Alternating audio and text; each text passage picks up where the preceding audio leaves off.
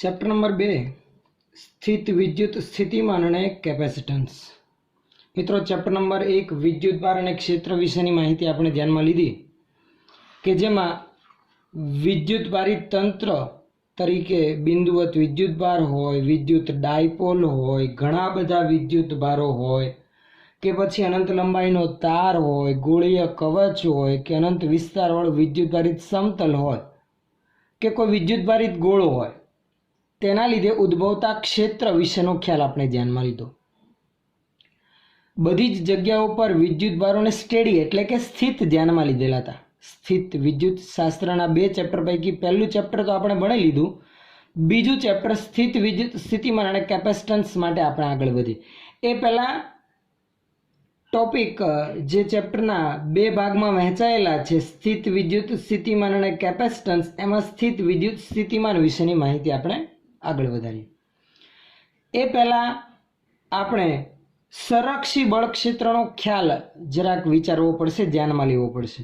મિત્રો આવું આપણે આગળ ભણી ગયા। સંરક્ષી બળ ક્ષેત્ર ધોરણ 11માં એવા 2 સંરક્ષી બળ ક્ષેત્ર ધ્યાનમાં લીધા આપણે, એક ગુરુત્વાકર્ષી બળ અને એક પુનઃસ્થાપક બળ, કે જેવા બળ ક્ષેત્રમાં બળ ક્ષેત્રની વિરુદ્ધ જો બાહ્ય બળ વડે કાર્ય કરવામાં આવતું હોય તો એ તંત્રમાં ઉર્જામાં વધારો કરતો હોય, સ્થિતિ ઉર્જામાં વધારો કરતો હોય, જેને આપણે ગુરુત્વીય સ્થિતિ ઉર્જા અને સ્પ્રિંગમાં સંગ્રહિત સ્થિતિસ્થાપકીય સ્થિતિ ઉર્જા મેળવી। તથા આવા સંરક્ષી બળ ક્ષેત્રની એક આગવી લાક્ષણિકતા એ હોય છે કે આવા સંરક્ષી બળ ક્ષેત્રમાં તંત્રને એક સ્થાનેથી બીજા સ્થાને લઈ જવા માટે કરવું પડતું કાર્ય એ માત્ર પ્રારંભિક અને અંતિમ સ્થાન પર આધારિત હોય છે, માર્ગ પર આધારિત હોતું નથી। તો મિત્રો વિદ્યુત બળ કે વિદ્યુત ક્ષેત્ર પણ આવું સંરક્ષી બળ ક્ષેત્ર જ છે। તેની નાની એવી ટૂંકમાં સાબિતી પહેલાં આપણે ધ્યાનમાં લઈએ, ત્યારબાદ સ્થિત વિદ્યુત સ્થિતિમાન, સ્થિત વિદ્યુત ઉર્જા વિશેની માહિતી આપણે આગળ વધારીએ। તો સંરક્ષી બળ ક્ષેત્રની માહિતી માટે સૌપ્રથમ આપણે એવી રચના ધ્યાનમાં લઈએ મિત્રો કે કોઈ એક કેપિટલ ક્યુ એવા વિદ્યુતભારિત તંત્રના વિસ્તારમાં આપણે સ્મોલ ક્યુ વિદ્યુતભારને એક બિંદુ પાસેથી બીજા બિંદુ પાસે લઈ જવો છે। તો આવા વિદ્યુત ક્ષેત્રમાં વિદ્યુત બળ વડે થતું કાર્ય કેટલું એનો ખ્યાલ ધ્યાનમાં લઈએ આપણે। તો મિત્રો એવું એક વિદ્યુતભારિત તંત્ર તરીકે કેપિટલ ક્યુ વિદ્યુતભાર અહીંયા આકૃતિમાં દર્શાવી રાખીએ। ધારો કે કેપિટલ ક્યુ વિદ્યુતભારને આપણે યામાક્ષ પદ્ધતિના ઉગમ બિંદુ પર ધ્યાનમાં લીધેલ છે। આ ધારો કે યામાક્ષ પદ્ધતિ ધ્યાનમાં લઈ રાખીએ આપણે, આ છે એક્સ અક્ષ અને આ છે વાય અક્ષ। દ્વિપરિમાણમાં એવા ઉગમ બિંદુ ઓ પર મેં કેપિટલ ક્યુ વિદ્યુતભારને રાખેલ છે। મિત્રો કેપિટલ ક્યુ વિદ્યુતભાર બિંદુવત છે, તો આવા બિંદુવત વિદ્યુતભારનું વિદ્યુત ક્ષેત્ર તમને ખ્યાલ છે, ત્રિજ્યાવર્તીને બહારની તરફ હશે। તો આવા કેપિટલ ક્યુ વિદ્યુતભારની વિદ્યુત ક્ષેત્ર રેખાઓ વિચારે તો કંઈક આ પ્રમાણે હોય, ત્રિજ્યાવર્તી અને બહારની તરફ પથરાયેલી હોય, દૂરની તરફ જતી હોય છે, અનંત સુધી ચાલતી હોય છે। આવા કેપિટલ ક્યુ વિદ્યુતભારના ક્ષેત્રમાં આપણે એક સ્મોલ ક્યુ વિદ્યુતભારને એક બિંદુથી બીજા બિંદુ સુધી લઈ જવા માટેનું કાર્ય ગણીએ।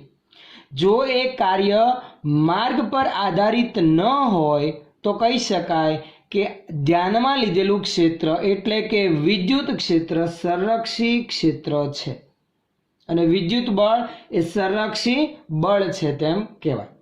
તો આપણે આવા કેપિટલ વિદ્યુતભારના વિદ્યુત ક્ષેત્રમાં મિત્રો વિદ્યુત ક્ષેત્ર રેખાઓ માત્ર આ તરફ નહીં હોય, એ તરફ ફેલાયેલી હશે, પણ આપણી સરળતા ખાતર માત્ર આપણે આ દ્વિપરિમાણમાં જ ક્ષેત્ર રેખાઓ દર્શાવેલી છે, જે ત્રિજ્યાવર્તી અને બહારની તરફ હોય, ક્યુમાંથી નીકળતી હોય ઇલેક્ટ્રિક ફિલ્ડ લાઇન્સ એટલે ક્ષેત્ર રેખાઓ અને બહારની તરફ જતી હશે।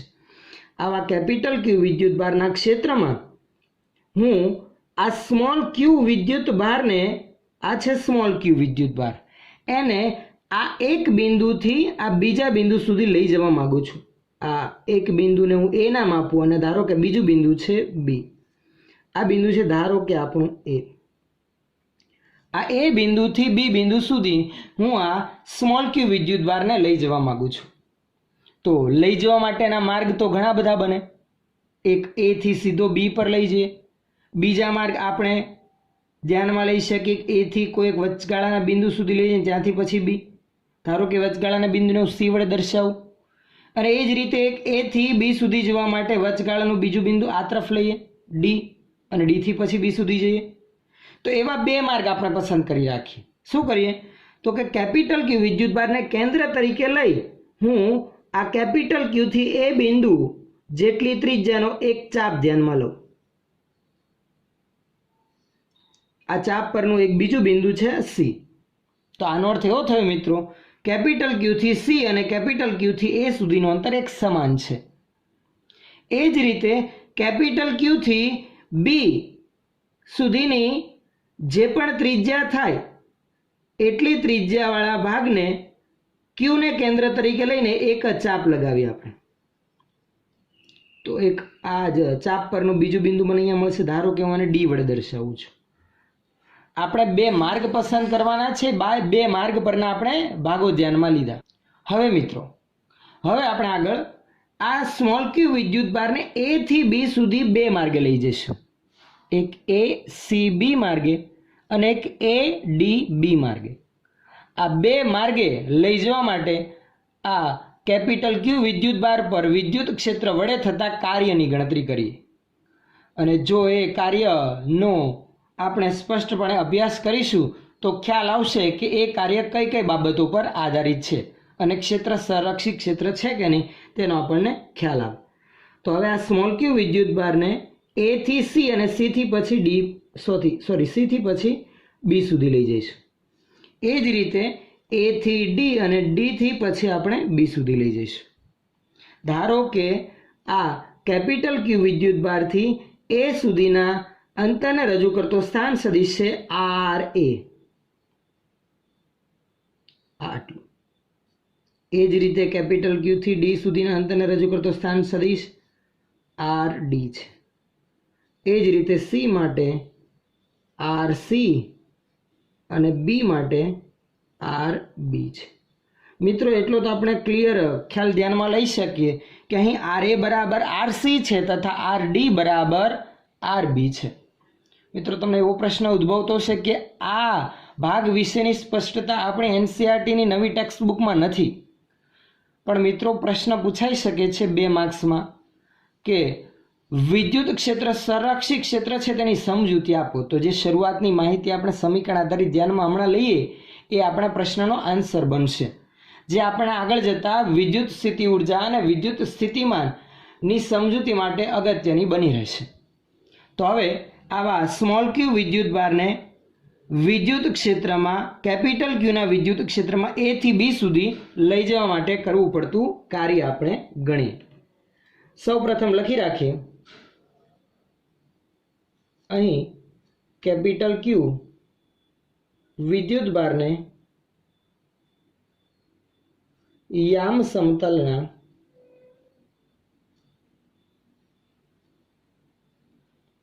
ઉગમ બિંદુ પર મૂકેલ છે.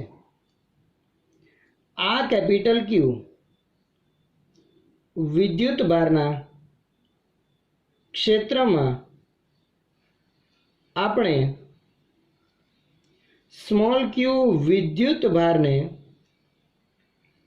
એ થી બી સુધી લઈ જવા માટે વિદ્યુત ક્ષેત્ર વડે થતું કાર્ય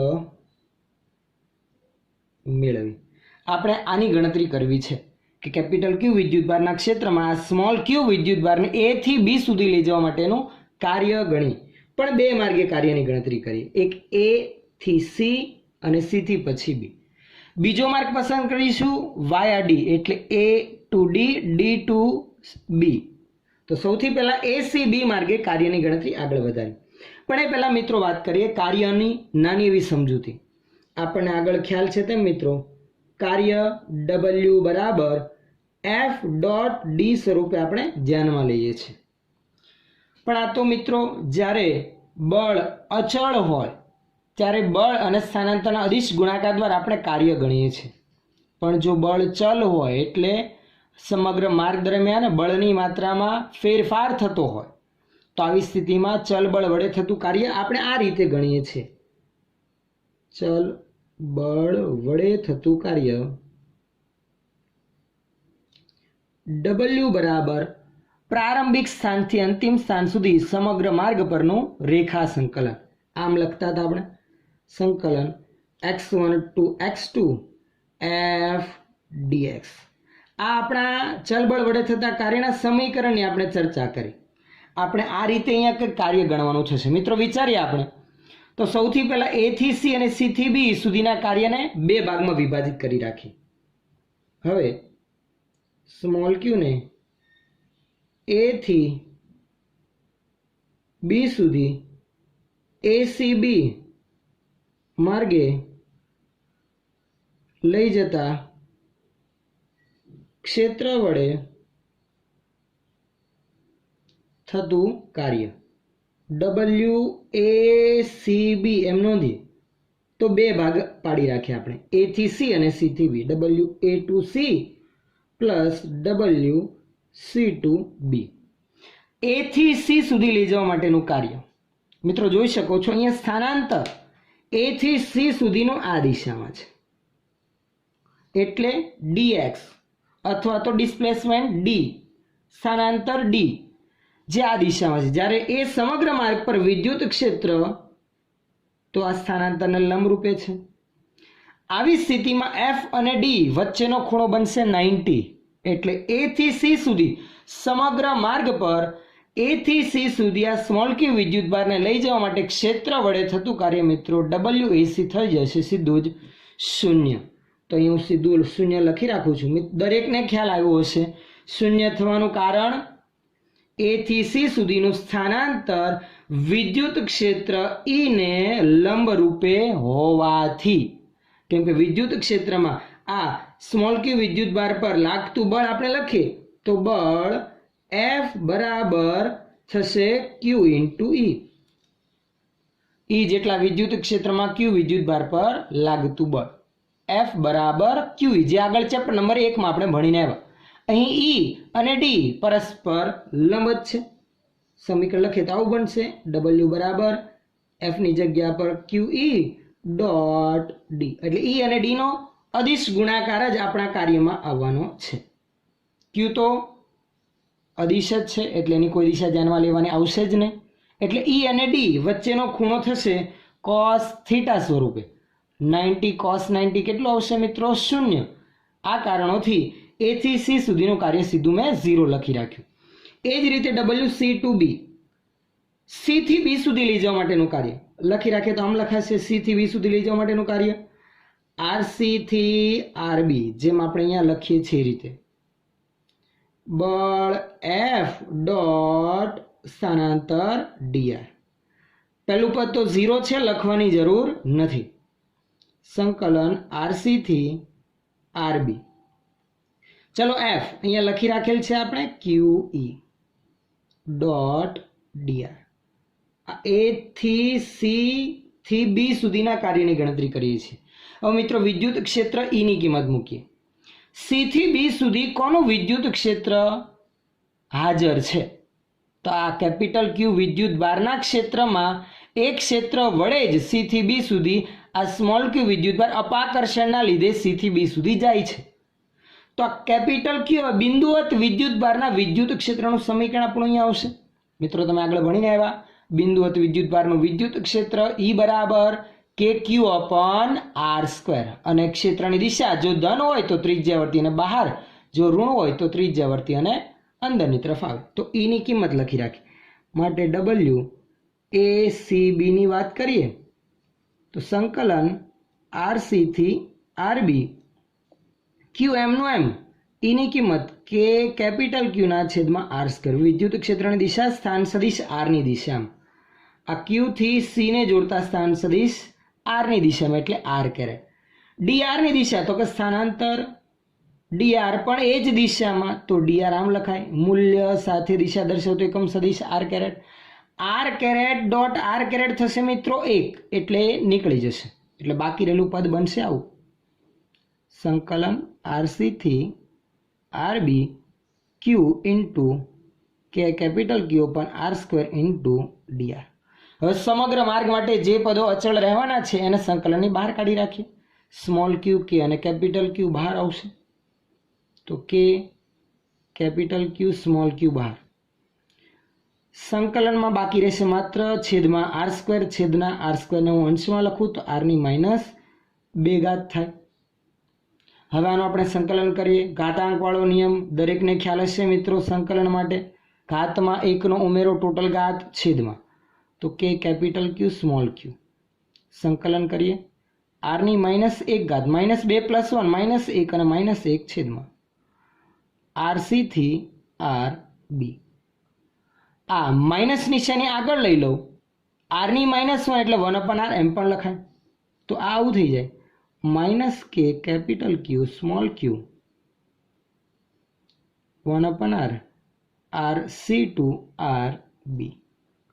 આ કાર્યનું સમીકરણ આપણે લિમિટ લાગુ પાડીને લખીએ તો આરની જગ્યા પર પહેલાં અપર લિમિટ આર બી, પછી માઇનસ ને પછી લોઅર લિમિટ આર સી, તો -k કેપિટલ ક્યુ સ્મોલ ક્યુ 1/rb - 1/rc. ઋણ નિશાની અંદર આપી દઉં તો આવું થશે કે કેપિટલ ક્યુ સ્મોલ ક્યુ 1/rc - 1/rb. આ ડબલ્યુ એ થી સી થી બી સુધીનું કાર્ય, એટલે એ થી બી સુધી લઈ જવા માટેના એક માર્ગ વડે થતું કાર્ય, એટલે એક માર્ગ થ્રુ થતું કાર્ય વિદ્યુત ક્ષેત્ર વડે જે થાય છે એ. હવે બીજો માર્ગ આપણે પસંદ કરવાના છીએ. એ થી બી સુધી લઈ જવાનો છે, પરંતુ ડી થી થઈને, એટલે વાયા એ ટુ ડી, ડી ટુ બી. હવે બીજું કાર્ય ગણે ડબલ્યુ એ ડી બી, જે બે ભાગમાં વહેંચાશે. એ થી ડી સુધી લઈ જવા માટેનું ક્ષેત્ર વડે થતું કાર્ય અને ડી થી બી. મિત્રો અહીંયા ફરી પાછું જોઈ શકાય છે, ડી થી બી માટે સેમ ટુ સેમ સ્થાનાંતર અને વિદ્યુત ક્ષેત્ર પરસ્પર લંબ, એટલે ડી થી બી સુધી લઈ જવા માટેનું કાર્ય થશે મિત્રો 0, કારણ કે ઈ અને ડી વિદ્યુત ક્ષેત્ર અને સ્થાનાંતર પરસ્પર લંબ cos 90 0, એટલે આ WDB કાર્ય પણ થશે 0. એ થી ડી માટેનું કાર્ય આગળ લખ્યું એમ જ, સંકલન આર એ થી R D F dot D R. બીજું કાર્ય તો 0 છે મિત્રો. આ કાર્યના પહેલા ભાગને હું હવે ઉપરનાની જેમ જ આપણે ટૂંકમાં લખીએ તો સીધું આ રીતે લખાશે. કિંમત મૂકી રાખીએ એફની, સંકલન R A to R D Q E dot D R. ઈની કિંમત લખી રાખીએ R A to R D Q ઈનું મૂલ્ય કે કેપિટલ ક્યુ ઉપર R square into R caret, D R તો K D R into R caret. R caret dot R caret 1 થશે, એટલે બાકી રહેલું પદ સંકલનની બહાર કે કેપિટલ ક્યુ સ્મોલ ક્યુ, સંકલનમાં અંદર વધશે માત્ર આરની -2 ઘાત, જે આપણે આર સ્ક્વેરને અંશમાં લખતા બનશે, આરની -2 ઘાત ડીઆર. મિત્રો ઉપરના પદની જેમ જ આવશે આગળનું સ્ટેપ્સ. હવે અહીંયા સંકલન ફરી પાછું, તો કે કેપિટલ ક્યુ સ્મોલ ક્યુ આરની -2 ઘાતનું સંકલન થશે -1/r. આ આર એ થી આર ડી ઘાતમાં 1નો ઉમેરો ટોટલ ઘાત છેદમાં, એટલે આરની -1 ઘાત થશે. આરની -1 ઘાતને -1/r, કેમ કે છેદમાં જે એક -1 વધશે અને મેં અહીંયા આગળ લખી રાખેલ. આ માઇનસને ફરી પાછું આગળ લખી રાખીએ તો કેપિટલ ક્યુ સ્મોલ ક્યુ. હવે upper limit minus lower limit, તો આરની જગ્યા પર આર ડી -1/r એ. ઋણ નિશાની અંદર આપી દઉં તો આવું થશે કે capital Q small Q 1/r A -1/r D. W A થી ડી અને ડી થી પછી બી સુધીનું કાર્ય. મિત્રો આ બંને કાર્યના સમીકરણ આપણે સ્પષ્ટ જોઈએ તો કે કેપિટલ ક્યુ સ્મોલ ક્યુ બંનેમાં આવે છે. આર સીની જગ્યા પર આર એ છે અને આર બીની જગ્યા પર આર ડી છે, પરંતુ આપણે સ્પષ્ટપણે પહેલાં જ આકૃતિમાં વાત કરી, પરંતુ અહીં આર એનું મૂલ્ય અને આર સીનું મૂલ્ય સમાન છે, તથા આર ડીનું મૂલ્ય અને આર બીનું મૂલ્ય સમાન છે. તો હવે આપણે અહીંયા આવું લખી શકીએ, આ બંને કાર્ય સમાન છે તેમ, એટલે ડબલ્યુ એ થી સી થી બી અથવા તો ડબલ્યુ એ થી ડી થી બી બરાબર ડબલ્યુ એ ટુ બી કેટલું થશે? તો કે કે કેપિટલ ક્યુ સ્મોલ ક્યુ. ઉપરના સમીકરણમાં આરસીની જગ્યા પર હું આર એ લખી દઉં તો 1/RA - 1/RB. આ થશે વિદ્યુત ક્ષેત્ર વડે સ્મોલ ક્યુ વિદ્યુત ભારને એ બિંદુથી બી બિંદુ સુધી લઈ જવા માટે કરવું પડતું કાર્ય. સમીકરણને આપણે ધ્યાનથી જોઈએ અને સમજીએ મિત્રો તો સ્પષ્ટ ખ્યાલ આવે છે કે આ કાર્યના પદમાં કે કેપિટલ ક્યુ અને સ્મોલ ક્યુ બાળોભાગ અચળ છે. આર એ અને આર બી એ તો માત્ર એ અને બીના સ્થાન સદિશ જ છે, સંદર્ભ બિંદુથી એમના અંતરો રજૂ કરે છે. તો આનો અર્થ એવો થયો કે વિદ્યુત ક્ષેત્રમાં કોઈ વિદ્યુત ભારને એક બિંદુથી બીજા બિંદુ સુધી લઈ જવા માટે ક્ષેત્ર વડે થતું કાર્ય એ કોઈ માર્ગ પર આધારિત નથી. જો માર્ગ પર આધારિત હોત તો A to C to D B અને A to D to B આ બંને માર્ગ માટે આ પહેલા અને બીજા બંને માર્ગ માટે કાર્યના સમીકરણોના મૂલ્યો જુદા જુદા આવતા હોત. પણ અહીંયા સ્પષ્ટપણે જોઈ શકાય છે બંને કાર્ય એક સરખા જ હોવાથી આ વિદ્યુત ક્ષેત્રમાં ક્યુ વિદ્યુત ભારને એક બિંદુથી બીજા બિંદુ સુધી લઈ જવા માટે કરવું પડતું કાર્ય માત્ર પ્રારંભિક અને અંતિમ સ્થાન પર જ આધારિત છે, માર્ગ પર આધારિત નથી. આથી લખી શકાય, આથી વિદ્યુત ક્ષેત્ર એ સંરક્ષી બળ ક્ષેત્ર છે તેમ કહેવાય. અને આપણે સમીકરણ નંબર 1 અને 2 સ્વરૂપે નોંધી રાખીએ તો આ પહેલું અને બીજું સમીકરણ જેમાં આ કિંમતો મૂકતા બંને કાર્ય એક સરખા મળી આવ્યા. આથી ધ્યાનમાં લીધેલું ક્યુ વિદ્યુત ભારનું ક્ષેત્ર કે કોઈ પણ વિદ્યુત ક્ષેત્ર ધ્યાનમાં લીધેલું હોત એ સંરક્ષી બળ ક્ષેત્ર છે તેમ કહેવાય. જો વિદ્યુત ક્ષેત્ર સંરક્ષી બળ ક્ષેત્ર હોય મિત્રો તો આવા સંરક્ષી બળ ક્ષેત્રની એક અગત્યની લાક્ષણિકતા એ છે કે આવા સંરક્ષી બળ ક્ષેત્રની વિરુદ્ધમાં તંત્ર પર થયેલું કાર્ય એ સ્થિતિ ઉર્જામાં વધારો કરે છે. એટલે કે જો વિદ્યુત ક્ષેત્રની વિરુદ્ધમાં કોઈ વિદ્યુત ભાર પર કાર્ય કરવામાં આવે તો એ વિદ્યુત ભારની સ્થિતિ ઉર્જા વધતી હશે. કંઈ જે કાર્ય કરતા હોઈશું એ સ્થિતિ ઉર્જા સ્વરૂપે વિદ્યુત ભારમાં સંગ્રહ પામતી હોય છે, જેને જ આપણે કહીશું અહીંયા સ્થિત વિદ્યુત ઉર્જા. ધ્યાનમાં લીધેલા ક્યુ વિદ્યુત ભારની સ્થિત વિદ્યુત ઉર્જા, જેની ચર્ચા આપણે આગળ વધારીએ. હવે તો આગળના ભાગમાં હમણાં આપણે મિત્રો જોયું કે વિદ્યુત ક્ષેત્ર સંરક્ષિત ક્ષેત્ર છે. તો મિત્રો જ્યારે પણ પ્રશ્ન એવો પૂછાય કે વિદ્યુત ક્ષેત્ર સંરક્ષિત ક્ષેત્ર છે તેની સમજૂતી આપો તો આપણે આવા કોઈ વિદ્યુત ક્ષેત્રમાં ક્યુ વિદ્યુત ભારને એક બિંદુથી બીજા બિંદુ સુધી લઈ જવા માટે વિદ્યુત ક્ષેત્ર વડે થતા કાર્યની ગણતરી દર્શાવવાની કે જે માર્ગ પર આધારિત ન હોય. આથી કહી શકાય કે વિદ્યુત ક્ષેત્ર સંરક્ષિત ક્ષેત્ર છે. હવે મિત્રો આવા સંરક્ષી બળ ક્ષેત્રમાં જો હું વિદ્યુત ક્ષેત્રની વિરુદ્ધમાં આ ધ્યાનમાં લીધેલા સ્મોલ ક્યુ વિદ્યુત ભારને લઈ ગયો હોત તો એ વિદ્યુત ક્ષેત્રની વિરુદ્ધમાં આપણે તેને સ્થાનાંતરિત કરવા માટે બહારથી બળ લગાડવું પડે. એ લગાડવા પડેલા બળ આધારિત થતું કાર્ય એ તેની ઉર્જામાં વધારો કરે છે. આપણે જો એક નાની એવી આકૃતિ દ્વારા જેથી તમને વધુ ખ્યાલ આવે. ધારો કે ફરી પાછો આગળ આપણે ધ્યાનમાં લીધું તો એમ જ XY સમતલમાં કોઈ એક બિંદુવત વિદ્યુત ભાર જે આગળ આપણે ધ્યાનમાં લીધેલો તો એમ જ કેપિટલ ક્યુ વિદ્યુત ભારને ઉગમ બિંદુ પર રાખેલ છે. આ એક્સ અક્ષ, આ વાય અક્ષ.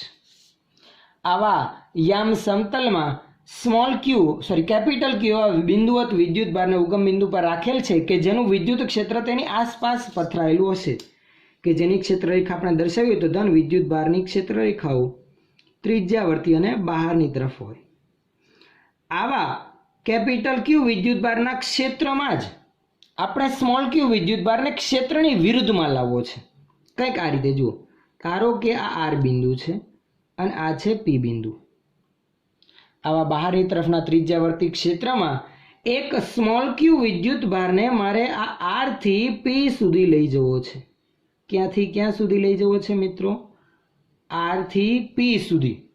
જોવા જઈએ તો વિદ્યુત ક્ષેત્રની દિશા તો વિરુદ્ધ દિશામાં છે, એટલે કે ધન વિદ્યુત ભારનું ક્ષેત્ર છે એટલે બહારની તરફ છે. તો આપણે જે બાજુ ગતિ કરાવી છે એ તો ક્ષેત્રની વિરુદ્ધ દિશા થઈ કે જ્યાં ઓટોમેટિક તો જવાનું નથી, કારણ કે કેપિટલ ક્યુ વિદ્યુત ભાર પર આ સ્મોલ ક્યુ એવા ધન વિદ્યુત ભાર પર અપાકર્ષી પ્રકારનું વિદ્યુત બળ લાગશે. જો સ્મોલ ક્યુને પકડી રાખેલ નહીં હોય તો સીધું જ આ અપાકર્ષી બળના લીધે આ સ્મોલ ક્યુ વિદ્યુત ભાર દૂર તરફ ધકેલાશે.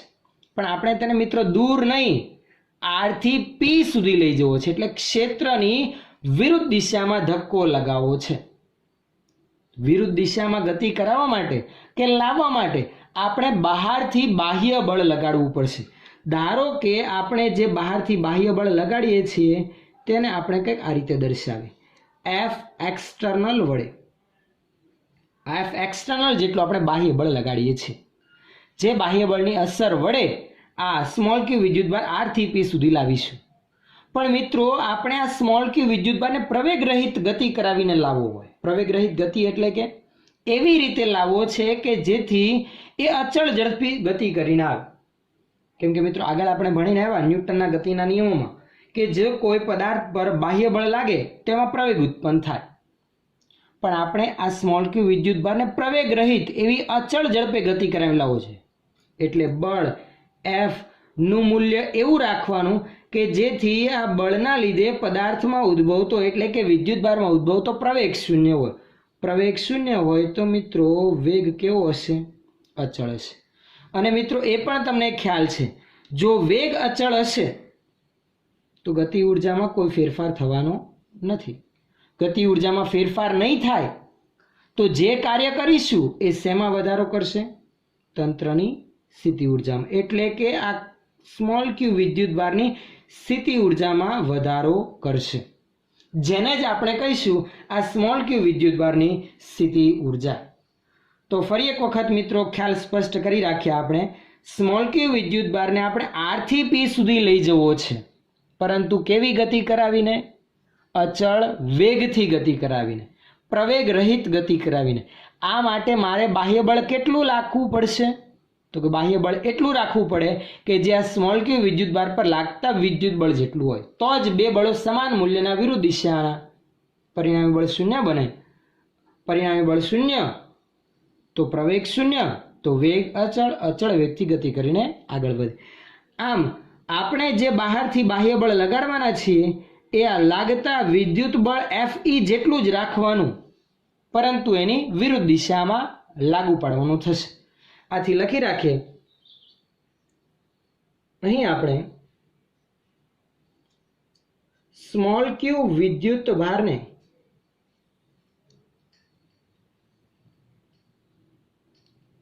ઉગમ બિંદુ પર રહેલ કેપિટલ ક્યુ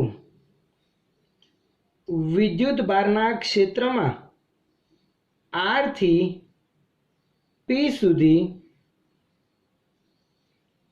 પ્રવેગ રહિત ગતિ કરાવીને લઈ જવો છે. આ માટે આપણે એના પર બાહ્ય બળ લગાડવું પડશે, જેને આપણે એફ એક્સટર્નલ કહીશું. આ માટે સ્મોલ ક્યુ વિદ્યુત ભાર પર લગાડેલ બાહ્ય બળ એફ એક્સટર્નલ એ મિત્રો કોના જેટલું હોવું જોઈએ? તો કે એના પર લાગતા વિદ્યુત બળ જેટલું, મૂલ્ય એના જેટલું જ પણ દિશા વિરુદ્ધ, એટલે માઇનસ એફ ઈ. એટલે આપણે બાહ્ય બળ વિદ્યુત બળ જેટલું જ લગાડીશું પણ તેની વિરુદ્ધ દિશામાં. હવે એફ ઈ નો ઉલ્લેખ કરી રાખીએ. જ્યાં એફ ઈ કેટલું છે? તો ઈ જેટલા વિદ્યુત ક્ષેત્રમાં ક્યુ વિદ્યુત ભાર પર લાગતું બળ એફ બરાબર સ્મોલ ક્યુ, કેમ કે સ્મોલ ક્યુ વિદ્યુત ભાર પર લાગતું બળ વિદ્યુત ક્ષેત્રમાં. એ વિદ્યુત ક્ષેત્ર કોનું? તો કે કેપિટલ ક્યુ વિદ્યુત ભારનું જે ત્રિજ્યાવર્તી અને બહારની તરફ છે. તો આથી એફ એક્સટર્નલનું સમીકરણ વિચારીએ તો આવું થાય. માટે એફ એક્સટર્નલ બરાબર માઇનસ ક્યુ ઈ. આ બાહ્ય બળ વડે જ મારે આ સ્મોલ ક્યુ એવા વિદ્યુત ભારને આર થી પી સુધી લઈ જવું છે. આવી સ્થિતિમાં કરવું પડતું કાર્ય બાહ્ય બળ વડે કેટલું, અને એ જે કાર્ય કરીશું એ જ આ ક્યુ વિદ્યુત ભારની સ્થિતિ ઉર્જામાં શું કરશે? વધારો કરે છે. હવે એક કાર્યની ગણતરી કરી રાખી. અહીં સ્મોલ ક્યુ વિદ્યુત ભારને કેપિટલ ક્યુના વિદ્યુત ક્ષેત્રની વિરુદ્ધ આર થી પી સુધી લઈ જવા માટે બાહ્ય બળ વડે થતું કાર્ય, બાહ્ય બળ વડે થતું કાર્ય આપણે નોંધી રાખીએ મિત્રો તો આવું થશે ડબલ્યુ આર થી પી. હવે આ કાર્યનું સમીકરણ મિત્રો શું બનશે તો ફરી એક વખત જરાક આગળ ચર્ચા કરી લે તેમ વિચારી રાખીએ. કાર્યના સમીકરણો બે આપણે ધ્યાનમાં લઈએ છીએ. એક નોર્મલ સ્થિતિમાં એટલે કે જો લગાડેલું બળ અચળ હોય, અચળ ફોર્સ હોય તો આ સ્થિતિમાં બળ અને સ્થાનાંતરનો અદિશ ગુણાકાર એફ ડોટ ડી. પણ જો ચલ બળ હોય તો કાર્ય સંકલન x1 થી x2 એફ ડીએક્સ. અહીંયા સદિશ સ્વરૂપે ધ્યાનમાં લઈએ તો એફ ડોટ ડીએક્સ કંઈક આ રીતે આપણે લખતા હતા. અહીંયા વિચારીએ તો સ્મોલ ક્યુ વિદ્યુતભારને જેમ જેમ હું કેપિટલ ક્યુની નજીક લઈ જઈશ તેમ તેમ કેપિટલ ક્યુ વડે સ્મોલ ક્યુ પર લાગતા બળની માત્રા વધશે. જો એફ ઈ વધે તો મારે એફ એક્સટર્નલ પણ વધારવું પડે. એટલે જે બાહ્ય બળ લગાડીએ છીએ એ ફિક્સ નથી, અચળ નથી, ચલ બળ છે. સ્થાનાંતર સાથે એમાં વધારો કરવો પડે છે. આવી સ્થિતિમાં સમગ્ર માર્ગ પર આર થી પી સુધી લઈ જવા માટે કરવું પડતું કાર્ય આપણે આ રીતે લખવું પડશે. સંકલન આર થી R P. R A R બિંદુનો સ્થાન સદિશ, નોંધી રાખવું અહીંયા આર સંદર્ભ બિંદુથી આ આર બિંદુનું અંતર. અને એ જ રીતે આ આર સ્મોલ આર કે આર સ્મોલ પી એ આ પી સુધીના અંતરને રજૂ કરતો સ્થાન સદિશ. એનું મૂલ્ય સંદર્ભ બિંદુથી પી નું અંતર આરપી, આર નું અંતર આર. તો આ કાર્યની ગણતરી આપણે આગળ વધારીએ. આ જ સમીકરણ મુજબ બળ તો કે એફ એક્સટર્નલ બાહ્ય બળ લાગે છે ડોટ સૂક્ષ્મ સ્થાનાંતર ડીઆર. મિત્રો F external dot D R A R થી પી સુધી લઈ જવા માટેનું સૂક્ષ્મ સ્થાનાંતર માટેનું કાર્ય. સમગ્ર કાર્ય માટે આપણે એનું સંકલન કરેલું છે. આગળ આ આપણે કાર્યવાળા ચેપ્ટરમાં 11મા ધોરણમાં ભણીને આવે. હવે આગળ મિત્રો એફ એક્સટર્નલની કિંમત હું મૂકું છું તો સંકલન આર થી આર પી. એફ એક્સટર્નલ એટલે માઇનસ ક્યુ ઈ ડોટ ડીઆર. ક્યુ અચળ જેનું સંકલનની બહાર લખી શકું, ઋણ નિશાની સાથે બહાર લખું તો આવું થઈ ગયું ડબલ્યુ આર થી પી બરાબર માઇનસ ક્યુ સંકલન આર થી આર પી ઈ ડોટ ડીઆર. મિત્રો આની જરાક ચર્ચા કરો, વિશેષ સમજૂતી ધ્યાનમાં લે તો આ કયું કાર્ય છે તો કે સ્મોલ ક્યુ એવા વિદ્યુત ભારને આર થી પી સુધી ક્ષેત્રની વિરુદ્ધમાં લઈ જવા માટે બાહ્ય બળ વડે થતું કાર્ય છે. વિદ્યુત ક્ષેત્ર સંરક્ષિત ક્ષેત્ર હોવાથી આ જે કાર્ય આપણે કર્યું, આ જે ડબલ્યુ, હવે આપણે મિત્રો ક્યુ વિદ્યુત ભારને અનંત અંતરેથી આર અને અનંત અંતરેથી પી સુધી લાવવા માટેનું કાર્ય લખી, જે આર અને પી પાસેની સ્થિતિ ઉર્જા થશે. તો ઇન્ફાઇનાઇટ ટુ આર સુધી લાવવા માટેનું કાર્ય નોંધવું હોય તો આમ નોંધી શકાય ડબલ્યુ ઇન્ફાઇનાઇટ ટુ આર જે થશે આર પાસેની સ્થિતિ ઉર્જા. સમીકરણ ઉપરની જેમ જ માઇનસ ક્યુ સંકલન ઇન્ફાઇનાઇટ ટુ આર અનંત અંતરેથી આર પાસે ઈ ડોટ ડીઆર. તથા આપણે અનંત અંતરેથી પી સુધી લાવવા માટેનું કાર્ય ગણવું હોય તો આમ નોંધી શકાય ઇન્ફાઇનાઇટ ટુ પી યુપી, પી પાસેની ક્યુ વિદ્યુત ભારની સ્થિતિ ઉર્જા ઇન્ફિનિટી ટુ આરપી ઈ ડોટ ડીઆર. તો મિત્રો કહેવાનો અર્થ મારો એટલો જ હતો કે આ જે સમીકરણ છે એ પી અને આર પાસેની સ્થિતિ ઉર્જાના તફાવત જેટલું છે. એટલે કે ડબલ્યુ આર ટુ પી બરાબર યુપી માઇનસ યુઆર. મિત્રો તમને એટલો તો ખ્યાલ હશે જ કે અનંત અંતરેથી કયા બિંદુ પાસે લાવવા માટે એક્સ્ટ્રા વધુ કાર્ય કરવું પડશે. ડબલ્યુ થી આર સુધી લાવવા માટેનું કાર્ય કે ડબલ્યુ થી પી સુધી લાવવા માટેનું કાર્ય. તો સ્પષ્ટ છે આ ક્યુ વિદ્યુત ભારથી આર બિંદુ દૂર છે, પી નજીક છે, એટલે પી પાસે લાવવા માટે થોડુંક એક્સ્ટ્રા કાર્ય કરવું પડશે, ક્ષેત્રનો વધુ થોડોક સામનો કરવો પડશે. એટલે પી પાસેની સ્થિતિ ઉર્જા આર પાસેની સ્થિતિ ઉર્જાની સરખામણીમાં ક્યુ વિદ્યુતભારની વધુ હશે. જે જ આપણું આર બિંદુથી પી બિંદુ સુધી ક્યુ વિદ્યુતભારને લઈ જવા માટેના કાર્ય જેટલું થશે. તો WR2P એ પી અને આર પાસેની સ્થિતિ ઉર્જાનો તફાવત થશે. તો મિત્રો વિદ્યુત સ્થિતિ ઉર્જાની વ્યાખ્યા નોંધવી હોય તો આપણે એ નોંધી શકીએ.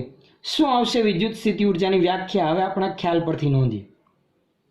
તો અનંત અંતરેથી આપેલા વિદ્યુત ભારને એટલે કે ક્યુ એવા ધન વિદ્યુત ભારને ક્ષેત્રમાંના આપેલા બિંદુ સુધી, આપેલું બિંદુ આર હોય, પી હોય, ગમે તે બિંદુ પાસે લાવવું હોય, જે આ ક્યુ વિદ્યુતભારના ક્ષેત્રમાં હાજર છે કે કોઈ વિદ્યુતભારી તંત્રના ક્ષેત્રમાં હાજર છે. અનંત અંતરેથી આપેલા વિદ્યુતભારને ક્ષેત્રમાંના કોઈ બિંદુ સુધી લાવવા માટે વિદ્યુત ક્ષેત્રની વિરુદ્ધ બાહ્ય બળ વડે કરવા પડતા કાર્યને તે બિંદુ પાસે તે વિદ્યુતભારની શું કહેવાશે? વિદ્યુત સ્થિતિ ઉર્જા. આ જે કાર્ય કર્યું એ જ થશે તે બિંદુ પાસેની વિદ્યુત સ્થિતિ ઉર્જા. જોઈ શકાય છે આપણે અહીંયા મિત્રો આર અને પી પાસેની સ્થિતિ ઉર્જાનું સમીકરણ. મિત્રો આ સમીકરણ યાદ રાખવું. કોઈ પણ બિંદુ પાસે આપેલા વિદ્યુતભારની સ્થિતિ ઉર્જાનું સમીકરણ ઇન્ફાઇનાઇટ ટુ તે બિંદુ સુધીનું સંકલન કરવાનું ઈ ડોટ ડીઆર. આપેલો વિદ્યુતભાર કયું સંકલનના બહારના ભાગમાં રહેશે. તો વ્યાખ્યા નોંધી હોય તો નોંધી શકીએ આપણે અહીંયા. ફરી એક વખત વ્યાખ્યા શું બનશે? અનંત અંતરેથી આપેલા વિદ્યુતભારને ક્ષેત્રમાંના કોઈ બિંદુ સુધી લાવવા માટે વિદ્યુત ક્ષેત્રની વિરુદ્ધ બાહ્ય બળ વડે કરવા પડતા કાર્યને. પણ કેવી ગતિ કરાવીને મિત્રો આપણે અહીંયા લાવ્યા? પ્રવેગ રહિત. તો એનો ઉલ્લેખ પણ કરવો જરૂરી છે. લખી રાખીએ આપેલ વિદ્યુત ભાર ક્યુને વિદ્યુત ક્ષેત્રમાંના કોઈ બિંદુ સુધી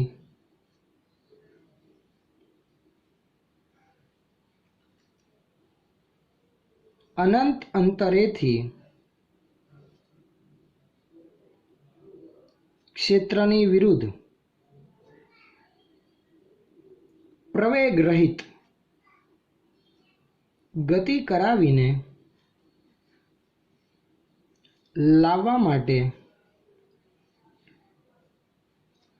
બાહ્ય બળ વડે થતા કાર્યને તે વિદ્યુતભારની વિદ્યુત સ્થિતિ ઉર્જા કહે છે. મિત્રો વ્યાખ્યા દરેકને ખ્યાલ હોવી જોઈએ, દરેકને આવડવી જોઈએ. એકદમ સરળ ટોપિક છે. આવો જ આપણે વ્યાખ્યાનો ભાગ ગુરુત્વાકર્ષી ક્ષેત્ર માટે લખેલ હતો અને એ અહીંયા વિદ્યુત ક્ષેત્ર એવા સંરક્ષિત ક્ષેત્ર માટે આપણે ખ્યાલ ધ્યાનમાં લીધું. વ્યાખ્યા ફરી એક વખત ધ્યાનમાં લઈએ. આપેલા વિદ્યુતભારને વિદ્યુત ક્ષેત્રમાંના કોઈ બિંદુ સુધી અનંત અંતરેથી ક્ષેત્રની વિરુદ્ધમાં પ્રવેગ રહિત ગતિ કરાવીને એટલે અચળ ઝડપથી ગતિ કરાવીને લાવવા માટે બાહ્ય બળ વડે થતા કાર્યને તે વિદ્યુતભારની વિદ્યુત સ્થિતિ ઉર્જા કહે છે. આવી કોઈ બિંદુ પાસેની વિદ્યુત સ્થિતિ ઉર્જા આપણે પી પાસેની સ્થિતિ ઉર્જાનું સમીકરણ અલગથી નોંધવું હોય તો સીધું આમ લખી શકાય. યુપી ક્યુને લાવ્યા અનંત અંતરેથી પી સુધી તો ઇન્ફાઇનાઇટ ટુ આરપી ક્યુ ઈ ડોટ ડીઆર. સિમ્પલ સમીકરણ, કંઈ જ ગોખવાની જરૂર નથી, એકદમ સરળ. તો આ થશે પી બિંદુ પાસે આ ક્યુ વિદ્યુતભારની વિદ્યુત સ્થિતિ ઉર્જા.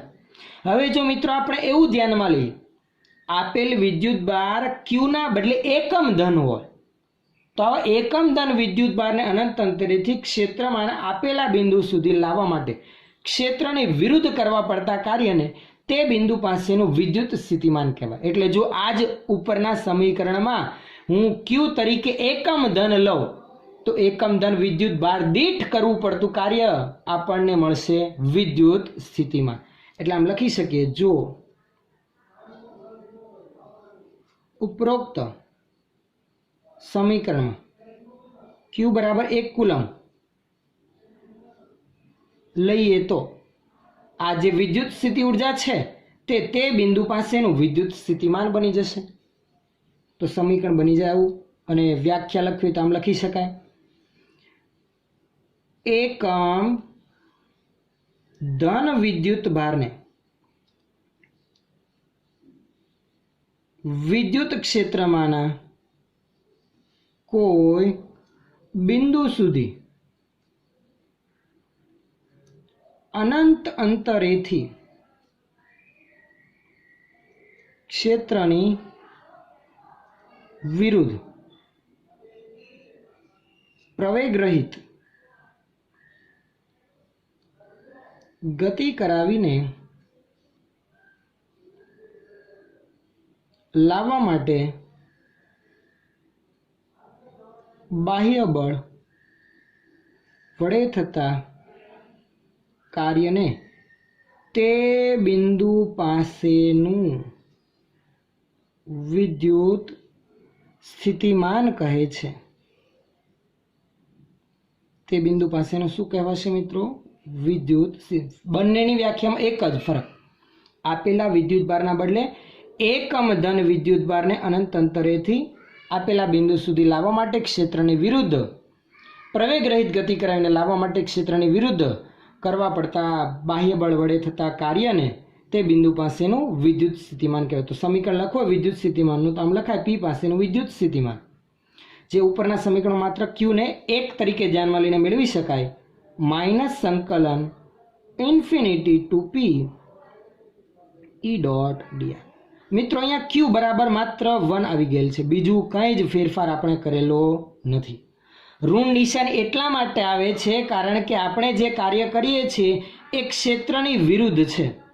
ક્ષેત્રની વિરુદ્ધ થયેલું કાર્ય એ બળની વિરુદ્ધ દિશામાં બાહ્ય બળ લગાડતા હોવાથી ઋણ આવશે. આ કારણે એટલું યાદ રાખવાનું, વિદ્યુત સ્થિતિમાન કે વિદ્યુત સ્થિતિ ઉર્જા માટે કરવું પડતું કાર્ય હંમેશા ઋણ જ આવશે. તો આ થયું Vp એટલે P બિંદુ પાસેનું વિદ્યુત સ્થિતિમાન. આ વિદ્યુત સ્થિતિમાનની સંજ્ઞા તો આપણે V વડે દર્શાવીએ છીએ, પણ આને બીજું આ રીતે પણ આપણે સમીકરણ ધ્યાનમાં લઈ શકાય.